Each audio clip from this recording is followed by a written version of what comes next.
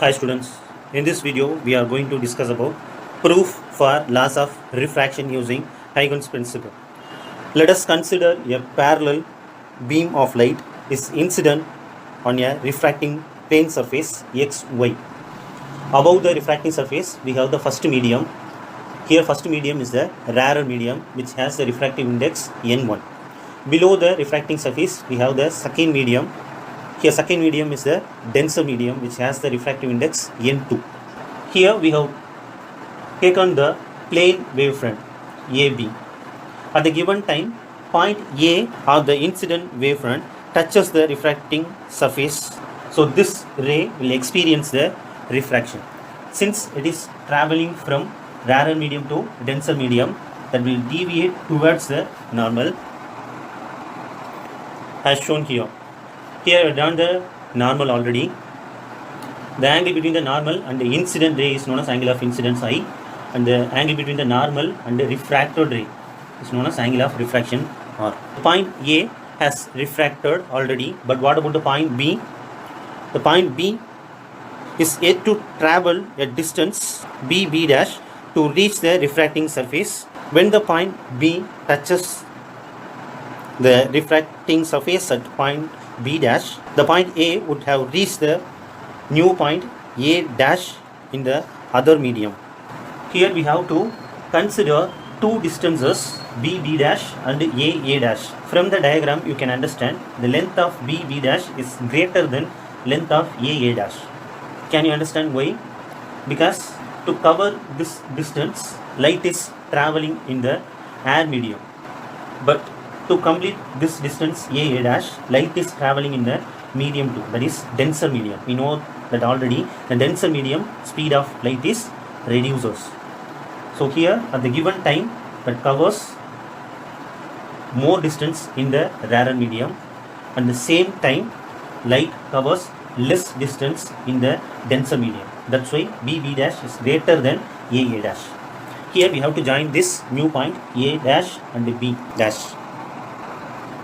Here we can get the another one wavefront A dash B dash, which is in the medium 2.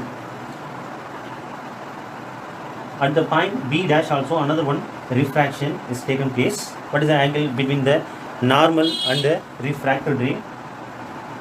That is known as angle of refraction R.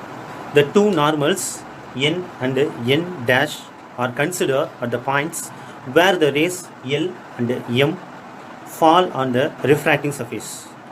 As refraction happens from rarer medium to denser medium, the speed of light is V1 and V2 before and after refraction. So here the light is traveling with the velocity V1. In the denser medium, light is traveling with the velocity V2. So V1 is greater than V2. Now we can find the expression for V1 and V2. What is V1? Velocity of the light in the rarer medium. In the rarer medium we have the distance B to B dash. So V1 that is equal to displacement by time. B dash by given time is t. And what is the expression for V2? V2 is the velocity at the denser medium. In the denser medium what is the displacement? A dash. So V2 that is equal to A dash by same timing t. You can rearrange this expression t that is equal to B dash by V1 and t that is equal to A dash by V2. So both the equations are equal at the left hand side. So right hand sides should be equal. What is the right hand side? B dash by V1 that is equal to A dash by V2. So we can rearrange like this. B dash A dash can be taken to let's say it is equal to V1 by V2. Let us take this as equation 1. Now we have to prove the laws of refraction. What is the first law? The incident ray, refracted ray and normal all want to be in the same plane. So here incident rays, refracted rays and normal all are in a same plane. So first law is proved. The next one is a Snell's law. Sin I by sin R that is equal to ratio between the refractive indexes of two medium. For that we need the angle of incidence and the angle of refraction. This incident wavefront is perpendicular to the line LA. So here angle is 90 degree. So what about this angle? 90 minus I. Then what will be the angle between the incident wavefront and the refracting surface? That is I. So how can we calculate this total angle? The angle between the normal and the refracting surface is 90 degree minus, we have to subtract this angle, 90 minus I. So 90 minus 90 plus I. So it will be cancelled. So I is the remaining angle. That is only the angle between the incident wavefront and the refracting surface. Likewise, there we have to find the angle between the refracting surface and the refracted wavefront. So here what is the angle? 90 minus R, because it is perpendicular to each other. This refracted ray and the refracted wavefront are perpendicular to each other. Total angle is 90. From that you have to subtract this angle R. So 90 minus R. And how can you find this angle? Here the angle between the refracting surface and the normal is 90 degree. So total angle is 90 degree. 90 minus this angle want to be subtracted. Then only you can find this angle. So 90 minus R. So 90 minus 90 plus R. So 90 90 cancel. So here what is the angle? R. Now we can write the angle of incidence I. So directly we can write NAL, angle NAL. Further it can be written as 90 minus NAB, 90 minus angle NAB, so which is equal to angle BAB dash.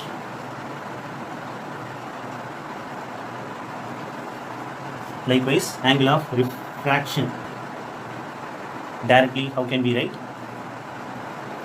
R that is equal to N dash B M dash, N dash B M dash. Further that is equal to 90 minus this angle, N dash B dash A dash. So that only we have marked this A dash B dash A. We have to prove the Snell's law. This sin I by sin R.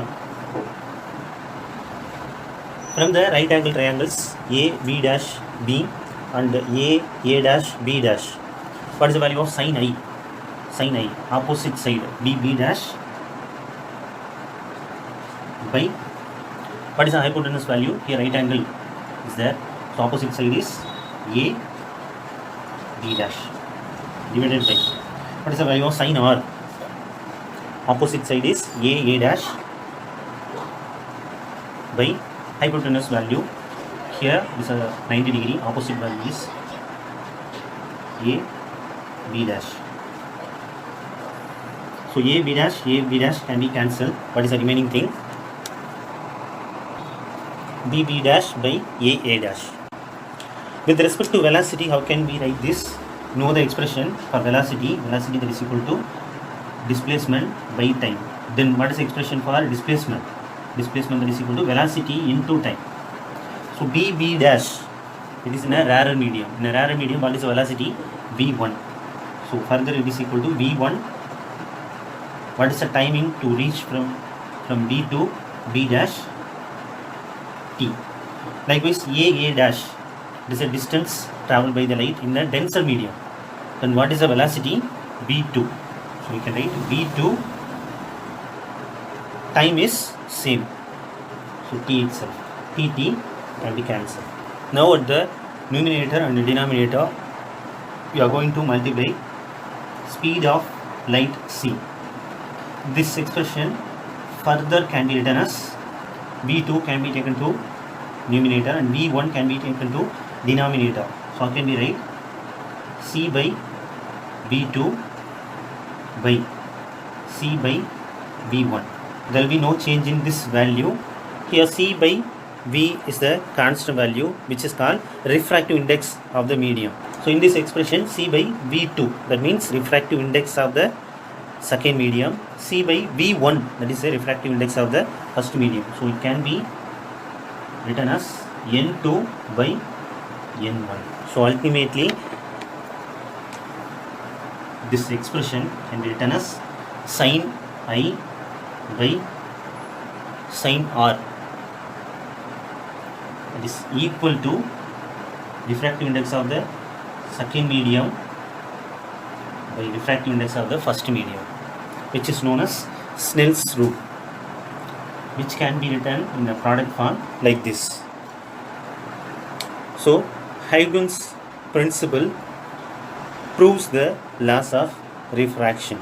In the same way, the laws of refraction can be proved for wavefront traveling from denser medium to rarer medium also. Here one important thing, if the light of particular frequency travels through one medium to another medium, its frequency remains unchanged. There will be a change only in the wavelength. This relation already we have written, C by V1 that is equal to N1 and C by V2 that is equal to N2. So we have rearranged this equation. C is a constant here. Suppose constant is taken away, means how can we relate the two quantities, velocity and the refractive index? They are inversely proportional to each other. Likewise, with respect to frequency, how can we write?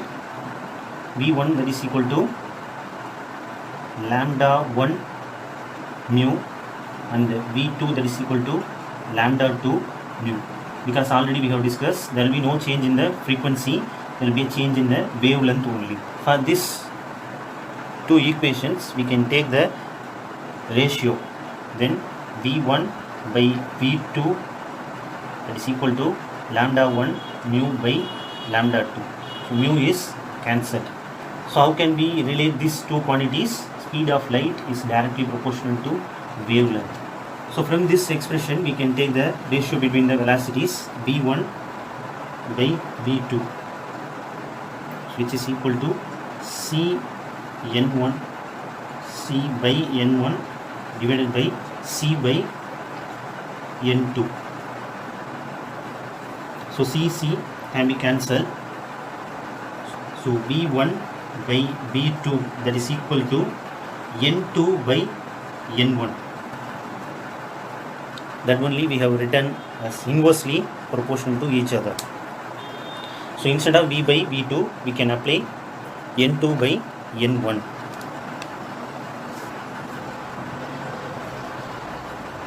So here we can write n2 by n1 also.